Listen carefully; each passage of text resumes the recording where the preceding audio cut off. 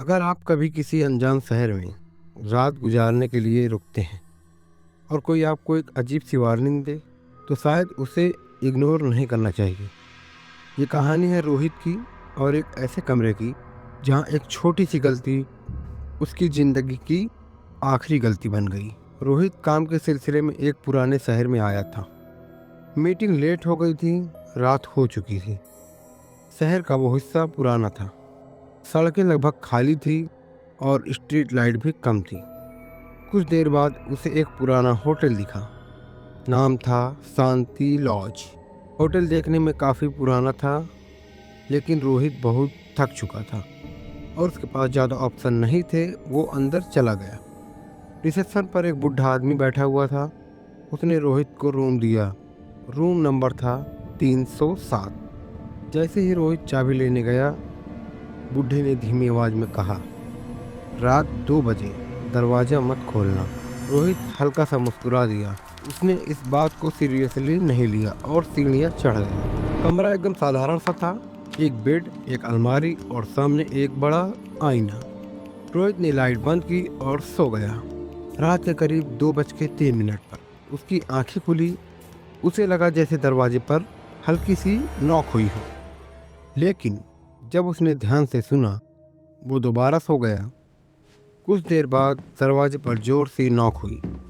रोहित ने घड़ी देखी। उस वक्त था 2:17।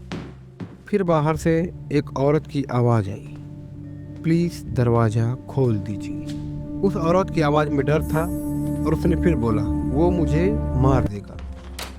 रोहित कुछ सेकंड तक सोचता रहा। उसे रिसेप्शनिस्ट की वार्निंग याद आ गई, लेकिन उसने दरवाज़ा खोल दिया। दरवाजे के बाहर कोई नहीं था, कॉरिडोर बिल्कुल खाली था। रोहित पलटा और उसका खून जम गया। बेड पर एक औरत बैठी थी, सफ़ेद कपड़े, खून के दाग और उसकी आंखें पूरी सफ़ेद। औरत ने धीरे से कहा, तुमने दरवाज़ा क्यों खोला? और उसी वक्त लाइट चली गई। अगली सुबह सब नॉर्मल था, जैसे कुछ हुआ ही नहीं, लेकिन आईने पर उंगली से लिखा था, अब तुम भी यहाँ रहोगे। रोहित घबरा गया। वो तुरंत रिसेप्शन पर गया। बूढ़े ने धीरे से बताया, कुछ साल पहले एक मर्डर हुआ था, जो कि उसी कमरे में। तब से वो हर रात मदद मांगती है। जो दरवाज़ा खोलता है वो यहाँ से जा नहीं पाता। रोहित ने होटल छोड़ने की कोशिश की, लेकिन जब वो लिफ्ट के पास गया तो लिफ्ट काम नहीं कर रही थी और उसने किसी को फ़ोन भी करना चाहा तो उसके फ़ोन में सिग्नल नहीं था और सीढ़ियाँ ख़त्म ही नहीं हो रही थी, जैसे होटल उसे बाहर नहीं जाने दे रहा हो।